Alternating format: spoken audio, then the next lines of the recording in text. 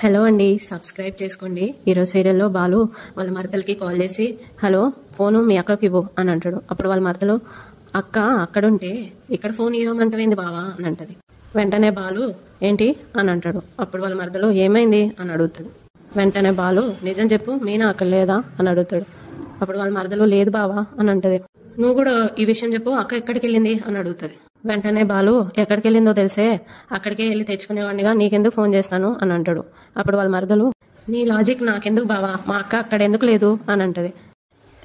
నీకు అన్ని అనుమానాలు, పూల్ డెలివరీ ఇవ్వడానికి వెళ్ళినట్టుంది, ఫోన్ చేస్తే స్విచ్ ఆఫ్ వస్తుంది, ఇంకా రాలేదు, అందుకే మీ ఇంటికి వచ్చిందేమో అని ఫోన్ చేశాను, రావడానికి లేట్ అవుతుందేమో, వచ్చేస్తుందిలే అని అంటాడు. వెంటనే వాళ్ళ మరదలు ప్లీజ్ బావా ఏమైందో చెప్పు, అక్కతో ఏమైనా గొడవైందా, అందుకే ఇంట్లో నుంచి వెళ్ళిపోయిందా, బావా నిజం చెప్పు అని అంటది. అప్పుడు బాలు చిన్నగంప, మీ అక్క సంగతి నాకంటే నీకే ఎక్కువ తెలుసు, ఏం జరిగినా అత్తింటి గడప దాటదు, అది గుర్తుపెట్టుకో, అనవసరంగా నువ్వు కంగారు పడి మీ అమ్మని కంగారు పెట్టకు, ఉంటా అని పెట్టేస్తాడు. ఆ మాటలు విని మీనా వాళ్ళ అమ్మ ఏమైందే అక్క అక్కడ లేదా అని కంగారు పడుతూ అడుగుతూ ఉంటాడు. మీనా వాళ్ళ తమ్ముడు వచ్చి ఏమైంది అని అడుగుతాడు.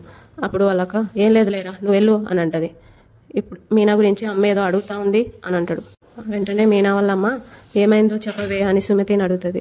అప్పుడు సుమతి ఏం లేదమ్మా, అక్క ఇంట్లో లేదంట, ఇక్కడికి వచ్చిందేమో అని బావ కాల్ చేశాడు అని అంటే వాళ్ళిద్దరూ షాక్ అయ్యి కంగారు పడతా ఉంటది. ఫోన్ చేస్తే స్విచ్ ఆఫ్ వస్తుందంట అని సుమతి అంటది. అప్పుడు వాళ్ళమ్మ ఈ టైంలో ఎక్కడికి వెళ్ళి ఉంటది అని కంగారు పడతా ఉంటది. నాకెందుకో భయంగా ఉందే అని అంటది. అప్పుడు మీనా వాళ్ళ తమ్ముడు ఏదో చేశాడు, వాడే ఏదో చేసుంటాడు, తాగి అక్కనేదో అని ఉంటాడు అని అంటాడు. అప్పుడు మీనా వాళ్ళమ్మ నోరు మోయిరా, బావని పట్టుకుని వాడు వీడు అంటే చంప పగలగొట్టేస్తాను అని అంటది. అప్పుడు మీనా వాళ్ళ తమ్ముడు మరి అక్క ఎక్కడికి వెళ్ళింది, ఎవరికి చెప్పకుండా ఎందుకు వెళ్తుంది అని చెప్పి మీనాకి ఫోన్ చేస్తాడు. స్విచ్ ఆఫ్ వస్తుంది. అక్క నెంబర్ స్విచ్ ఆఫ్ వస్తుంది. అతనే మందు కొట్టి అక్కనేదో అని ఉంటాడు. అక్క ఎటో వెళ్ళిపోయి ఉంటుంది, ఇప్పుడు ఎలా అని అంటాడు. మీనా వాళ్ళమ్మ అందరూ కంగారు పడుతూ ఉంటారు. మరోవైపు డైనింగ్ టేబుల్ మీద కూర్చొని ప్రభావతి, మనోజ్ వాళ్ళ ఆవిడే, ఇంకా రవి, శృతి అందరు కలిసి భోజనం చేస్తూ ఉంటారు. మనోజ్ హడావిడిగా చేసిన రోహిణి వంట అద్భుతంగా చేసింది అని అంటాడు. వేడి వేడి అన్నంలో రసం వేసుకొని తింటే ఉంటది, ఆ టేస్ట్ అద్భుతం అని అంటాడు. వెంటనే ప్రభావతి నిజమే, పుల్ల పుల్లగా కారం కారంగా భలే ఉంది అని అంటాడు. వెంటనే మనోజ్ ఇది కొత్త రకం రసం రోహిణి అని అడుగుతాడు. అది రసం కాదు మనోజ్, సాంబార్ అని అంటది. అందరూ షాక్ అయ్యి సాంబారా అని అంటారు. రవి ఇది సాంబారా వదినా, నీళ్ళ నీళ్ళగా ఉంది అని అంటే అవును రవి సాంబారే, ఫ్రిడ్జ్లో ఉన్న సాంబార్ పౌడర్ కూడా వేసాను అని అంటే రవి అది సాంబార్ పౌడర్ కాదు, అది నా ధనియాల పౌడర్ అని అంటాడు. అప్పుడు నోరు అందరు వెళ్ళదీసి ఇప్పుడు ఏంట్రా సాంబార్ కొంచెం వెరైటీగా చేసింది అనుకో అని మనోజ్ అంటాడు. మనోజ్ వెంటనే నవ్వుకుంటూ రోహిణి ఆ కొబ్బరి చట్నీ చూస్తుంటేనే నోరు ఊరిపోతుంది అని అంటాడు. వెంటనే రోహిణి అది పుదీనా చట్నీ అని అంటది. వెంటనే శృతి పుదీనా చట్నీయా, ఇది తెల్లగా ఉందేంటి అని అంటది. అప్పుడు రోహిణి అది అందులో కొంచెం మైదా పిండి కలిపాను అని అంటది. వెంటనే శృతి అని నోరెల్ల తీస్తుంది. రవి పుదీనా చట్నీలో మైదా కలిపారా అని అడుగుతాడు. వెంటనే శృతి అప్పుడు ఇది పుదీనా చట్నీ అన్నారు, మైదా చట్నీ అంటారు అని అంటది. వెంటనే ప్రభావతి ఏదో ఒకటి కష్టపడి చేసింది కదా, తినండి అని అంటది. శృతి లేచి వెళ్ళిపోతూ ఉంటది. రవి శృతి ఎక్కడికి వెళ్తున్నావు అని అంటే నాకు పిజ్జా తినాలని ఉంది, నేను ఆర్డర్ పెట్టుకుంటాను అని చెప్పి వెళ్ళిపోతుంది. ప్రభావతి తినాలా వద్దా అని తినుకుంటూ ఉంటే వాళ్ళ ఆయనని ఏమండి రండి మీరు కూడా తినండి అని పిలుస్తుంది. అప్పుడు వాళ్ళ ఆయన వద్దు అని అంటాడు. టైంకి తింటేనే కదా ఆరోగ్యంగా ఉండేది, కొంచెం తినండి అని అంటది. అప్పుడు వాళ్ళ ఆయన ఒక్కరోజు తినకపోతే ఏం కాదు అని అంటాడు. వెంటనే ప్రభావతి రోహిణి వంట చేసిందండి, రండి తిని ఎలా ఉందో చెప్పండి అని అంటది. వెంటనే మనోజ్ అవునా ఈ మ్యాంగో పికిల్ చూడు ఎంత బాగా చేసిందో అని అంటాడు. అప్పుడు రోహిణి అది నేను చేసింది కాదు, మొన్న మీనా చేసింది అని అంటది. వెంటనే మీనా వాళ్ళ మామగారు మీనా ఇంటికి రాదనే బాధ మీకెవ్వరికీ లేదు కదా అని అంటాడు. వెంటనే ప్రభావతి ఎందుకు బాధపడాలి, మాకేమైనా చెప్పి వెళ్ళిందా అని అంటది. వెంటనే మీనా వాళ్ళ మామగారు అందుకని కోడలు ఏమైపోయినా నీకు సంబంధం లేదా, ఇదేనా నీ బాధ్యత అని అంటాడు. అప్పుడే బాలు బయట నుండి లోపలికి వస్తాడు. వెంటనే బాలు వాళ్ళ నాన్న ఏరా మీనా వాళ్ళ అమ్మగారితో మాట్లాడావా అని అంటాడు. వెంటనే బాలు మాట్లాడాను, కానీ మీనా అక్కడ కూడా లేదంట నాన్న అని అంటాడు. వెంటనే మనోజ్ తను వస్తుందిలే కానీ నువ్వు వచ్చి తిను, రోహిణి వంట అదరగొట్టింది అని అంటాడు.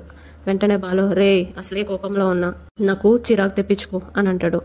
వెంటనే బాలు వాళ్ళ నాన్న బాలు నువ్వు కూడా మీనా ఇంట్లో నుండి వెళ్ళిపోయిందని నిర్ణయానికి వచ్చావా, తనేదో మాలలు కట్టడానికి వెళ్ళి ఉండొచ్చు, పని ఎక్కువై ఆలస్యం అయి ఉండొచ్చు, దీనికెందుకు ఇంత హైరాణ పడుతున్నావు అని అంటాడు.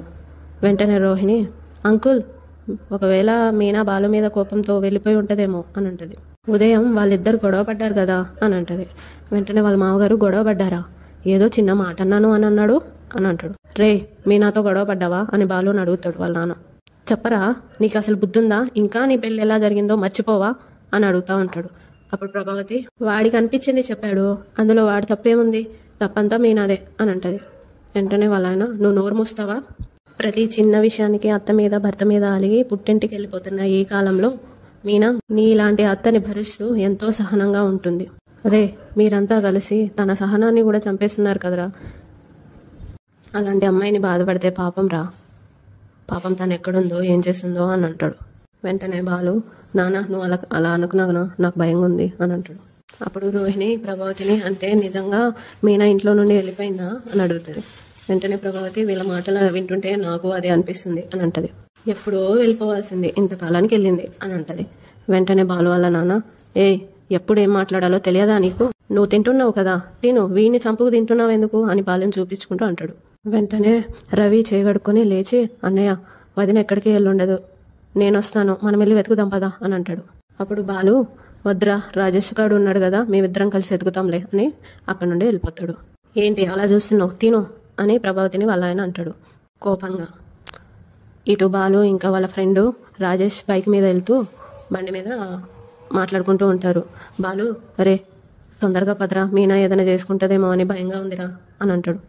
అప్పుడు రాజేష్ నీకున్నంత ఆవేశం మూర్ఖత్వం తనకు లేదు, ఏ పని చేసినా 10 సార్లు ఆలోచిస్తుంది, కంగారు పడుకో అని అంటాడు. వెంటనే బాలు నీ భార్య కూడా కనిపించకుండా వెళ్తే అప్పుడు తెలుస్తుంది, నా బాధ నీకేం తెలుస్తుంది అని అంటాడు. అప్పుడు వాళ్ళ ఫ్రెండ్ మీనా గురించి నాకు బాగా తెలుసురా, ఏదైనా కష్టం వస్తే తను బాధపడుతుందేమో కానీ ఎవరిని బాధ పెట్టాలని చూడదు అని అంటాడు. వెంటనే బాలు ఇప్పుడు చేసేది ఏంది మరి అని అంటాడు. వాళ్ళ ఫ్రెండ్ నువ్వు ఎక్కువ ఊహించుకోకు అని అనేస్తాడు. ఇటు మీనా వాళ్ళ మామగారు కంగారు పడుతూ అటు ఇటు నడుస్తూ చూస్తూ ఉంటారు గుమ్మం వైపు. ప్రభావతి కూర్చొని ఉంటుంది. ప్రభావతి వాళ్ళతో ఆ తిరిగేదేదో తిన్న తర్వాత తిరగండి, తిన్నదైనా అరుగుతుంది అని అంటది. వెంటనే వాళ్ళ ఆయన నీలాగా తిన్నది అరగక నడవట్లేదే, ఇంటి కోడలు ఇంకా రాకపోతే ఏదైనా ప్రమాదం జరిగిందేమో అని కంగారు పడుతున్నాను అని అంటాడు. ప్రభావతి అని అంటది. అక్కడికి రవి వస్తాడు. వెంటనే రవిని ఏరా వదిన ఎక్కడైనా కనిపించిందా అని అడుగుతాడు. అప్పుడు రవి లేదు నాన్న, ఇంటి చుట్టుపక్కల ఉన్న పూలగొట్ల దగ్గరికి వెళ్ళి అడిగాను, రాలేదంట అని అంటాడు. ఎవరికీ తెలియదంట అని అంటాడు. వెంటనే ప్రభావతి లేచి అది రాదు అని అంటే వాళ్ళ ఆయన ఏంటి అని అంటాడు. అది ఇంకా రాదు అని అంటది. వెంటనే వాళ్ళ ఆయన నువ్వు వెలగట్టావా, అంత ఖచ్చితంగా చెప్తున్నావు అని అంటాడు. అప్పుడు ప్రభావతి వాడితో పడలేక వాడితో కలిసి బతకలేక ఎక్కడికో వెళ్ళిపోయింది అని అంటది. వెంటనే వాళ్ళ ఆయన నోర్మోయ్, ఆ నోటికి మంచి మాటలే రావా, వాడు బంగారం లాగా చూసుకుంటున్నాడు, కోడి డేగ నుండి తన పిల్లల్ని తాను రక్షించుకుంటున్నట్టు నీ నుండి వాడి భార్యని కాపాడుకుంటూ వస్తున్నాడు, అలాంటి వాడితో కాపురం చేయలేక కోడలు వెళ్ళిపోయిందని అంటవా, ఆ మాటకొస్తే నీలాంటి దాన్ని పెళ్లి చేసుకున్నా నేను పోయి ఎప్పుడో సన్యాసంలో కలిసిపోవాలి, ఏమాత్రం పని చేయకుండా పార్కులో పడుకొని గుడి ముందు అడుక్కున్న మనోజ్ గారిని వదిలేసి రోహిణి ఎప్పుడో వెళ్ళిపోవాలి. బాలు మీనా కష్టాల్లో సుఖాల్లో ఒకరికొకరు అండగా ఉన్నారు. వాడి కోసం కారు కొనేయడానికి మీనా కోసం స్కూటీ కొనేయడానికి బాలు ఎంత కష్టపడ్డారో మర్చిపోయావా. వెంటనే రావి నాన్న దయ్యాలు వేదాలు చదువుతాయా, మరెందుకు నాన్న ఆమెకి అంత మంచి మాటలు చెప్తున్నావు, ఆమె మనోజ్ అన్నయ్యతో తప్ప ఇంకెవరితోనైనా మంచిగా మాట్లాడుతుందా అని అంటాడు.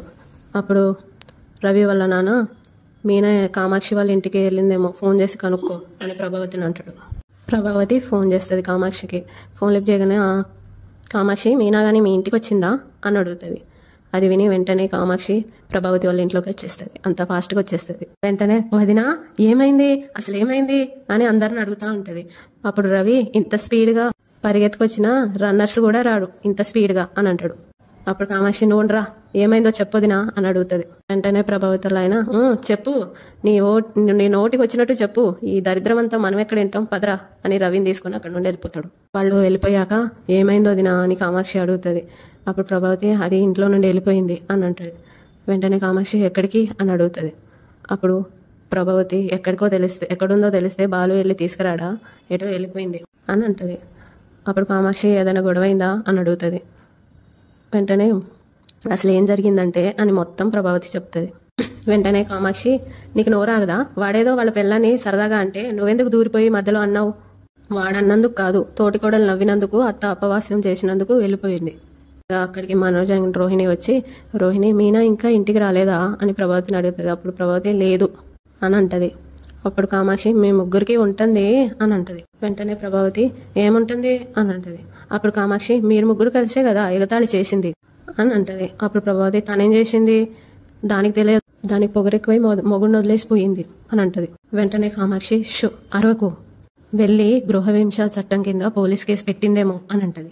పోలీసులు వస్తారేమో, ఇలా నువ్వు నోరేసుకొని పడిపోతే నువ్వు గ్యారంటీగా కోడల్ని ఆరాలు పెడుతున్నావేమో అనుకుంటారు, మీ ముగ్గురిని తీసుకెళ్తారు అని అంటది. వెంటనే మనోజ్ ఊరుకో అత్త, టిఫిన్ కూడా పెట్టకుండా ఇవాళ మీనా అందరినీ తిట్టెళ్ళిపోయింది అని అంటాడు. వెంటనే కామాక్షి తిట్టిపోయింది, అయితే అన్నిటికీ తెగించిందనమాట. ఎలాగో కేసు పెడుతున్నాను కదా వీళ్ళేం కాదులే ఏం చేస్తారులే అనుకుని వెళ్ళిందనమాట అని అంటది. వెంటనే ప్రభావతి దానికంత ధైర్యం లేదులే అని అంటది. అప్పుడు కామాక్షి అందరినీ తిట్టిందంటే నిన్ను కూడా తిట్టి వెళ్ళిందా అని అడుగుతుంది. ఏదో అన్నది అని అంటది ప్రభావతి. మరి ఇన్నాళ్ళకి ఒక్క మాట అనని మనిషి ఈ రోజు అన్ని మాటలు అందంటే ఏంటని అర్థం, ధైర్యం వచ్చిందన్న మాటే కదా, ఇక మీ ముగ్గురిని ఆ దేవుడే కాపాడాలి బాబు అని అంటది కామాక్షి. వెంటనే రోహిణి కంగారు పడుతూ మాకేం సంబంధం లేదు, మేమేమీ అనలేదు, నువ్వు పద మనోజ్ అని లోపలికి వెళ్ళిపోతుంది. వాళ్ళు వెళ్ళిపోగానే కామాక్షి ప్రభావతి చూసావా కేసు అనగానే వాళ్ళు వెళ్ళిపోయి నేను ఇరికిచ్చారు, వాళ్ళంటేనే నీకు ఎక్కువ ఇష్టం అని అంటది. అవును ఈ బాలుగాడు ఎక్కడా అని అడుగుతుంది. అటు బాలు ఇంకా వాళ్ళ ఫ్రెండ్ ఒక పూలకొట్టు దగ్గర వెళ్ళి ఆ బండి ఆపి బాలు కంగారుగా వెళ్ళి అక్క అంటాడు. అప్పుడు ఆమె రా బాలు ఎలా ఉన్నావు అని అడుగుతుంది. వెంటనే బాలు అక్క మీనా వచ్చిందా ఇక్కడికి అని అడుగుతాడు. రాలేదు బాలు అని అంటది. వెంటనే బాలు ఒకసారి బాగా గుర్తు తెచ్చుకో అని అంటాడు. లేదు బాలు రాలేదు అని అంటది. వచ్చుంటే చెప్పేదాన్నే కదా, నాకు బాగా గుర్తుంది, ఈ రోజు అసలు రాలేదు, ఏమైంది బాలు అని అడుగుతుంది. ఏం కాలేదక్క అంటే తన నెంబర్ కలవట్లేదు, ఇటేమైనా వచ్చిందేమో అని అంటాడు. అప్పుడు వాళ్ళ ఫ్రెండ్ రే రాలేదన్నది కదరా, టైం ఎందుకు వేస్ట్ చేస్తావు రా అని అంటాడు. తెలిసిన వాళ్ళ ఇంటికి వెళ్ళిందేమో చూద్దాం రా అంటే సరే వస్తానక్క అని బాలు వచ్చి బండి ఎక్కుతాడు. ఇద్దరు కలిసి వెళ్తారు. వేరే ఫ్రూట్ షాప్ దగ్గర ఆగి ఏమండి మీనాని ఏమైనా చూసారా అని అడిగితే ఆమె లేదు బాలు అంటే కనిపిస్తే నాకు ఫోన్ చేయమని చెప్పండి అని పైకి ఎక్కేస్తాడు. ఎన్ని చోట్ల ఎతికినా రాలేదు అంటారు. ఫోటో చూపించి కనిపించిందా అని అడుగుతూ ఉంటాడు. అందరూ కనిపించలేదు అంటారు. చివరికి ఒక గుడి దగ్గరికి వెళ్తారు.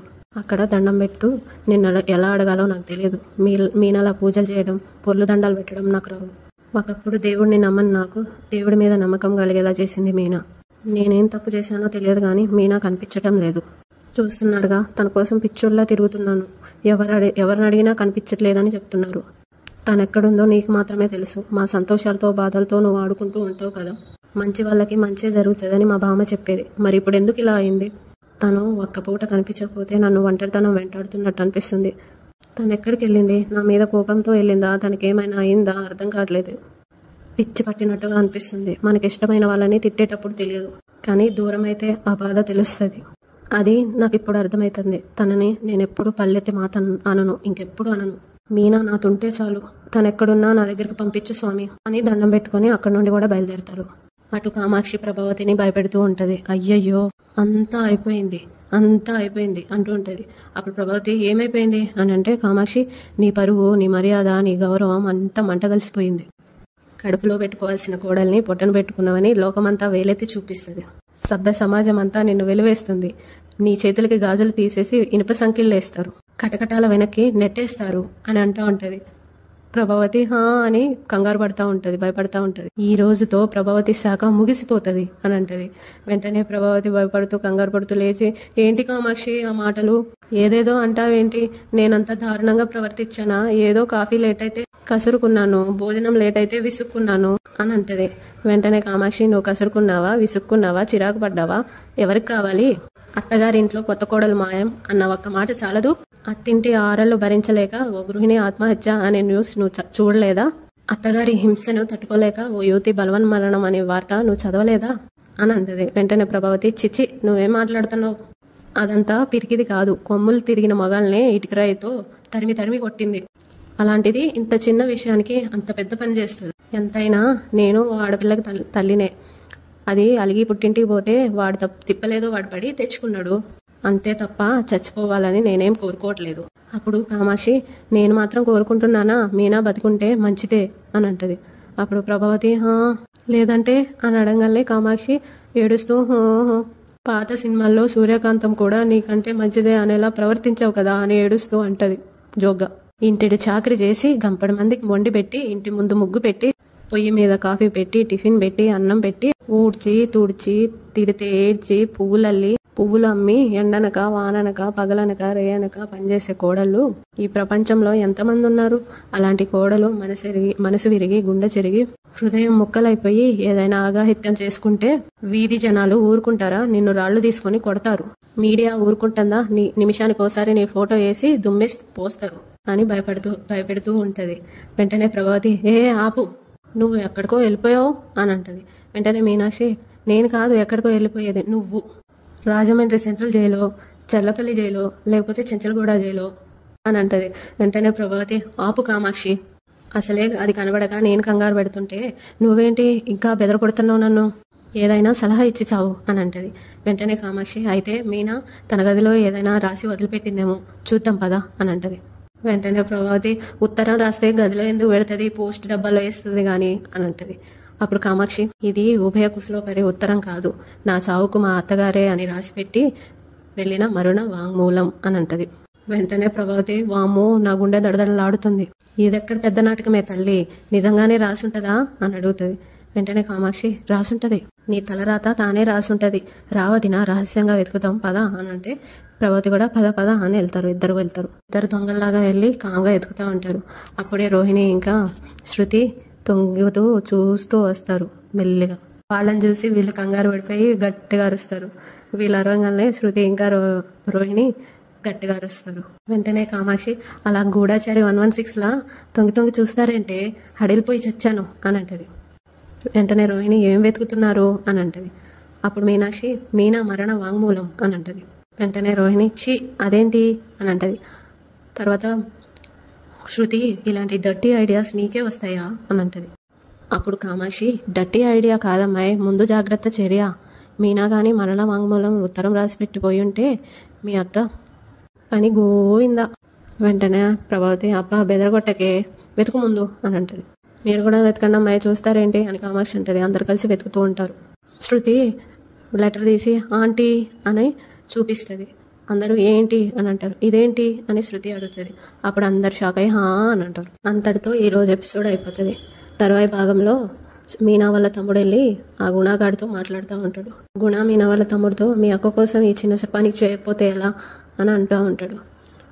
ఈ కాలంలో భార్యాభర్తల గొడవలు హత్యలకి దారితీస్తున్నాయి, ముందు నువ్వు వెళ్ళి కంప్లైంట్ ఇవ్వు అని అంటాడు. అప్పుడు మీనా వాళ్ళ తమ్ముడు, సరే నేను ఇప్పుడే వెళ్ళిస్తాను అని అక్కడ నుండి వెళ్తాడు. పోలీస్ స్టేషన్కి వెళ్ళి మా అక్కని ఏదో అని ఉంటాడు. ఏదో చేసుంటాడు సార్, మా బావని అరెస్ట్ చేయండి సార్ అని అంటాడు. అక్కడికి బాలు ఇంకా వాళ్ళ ఫ్రెండ్ వస్తాడు. బాలుని చూపించి, ఇతనే మా అక్క వాళ్ళ హస్బెండ్ అని చూపిస్తాడు పోలీస్కి. మా అక్కని ఇతనే ఏదో ఒకటి చేసుంటాడు సార్ అని అంటాడు. వెంటనే బాలు మీనా వాళ్ళ తమ్ముడు కాలర్ పట్టుకుని, రే నల్లిని నలిపినట్టు నలిపి పారేస్తాను, ఇంతకు మించి ఓవర్ యాక్షన్ చేసావంటే పోలీస్ స్టేషన్ అని కూడా చూడను అని అంటాడు. అంతటితో ఈరోజు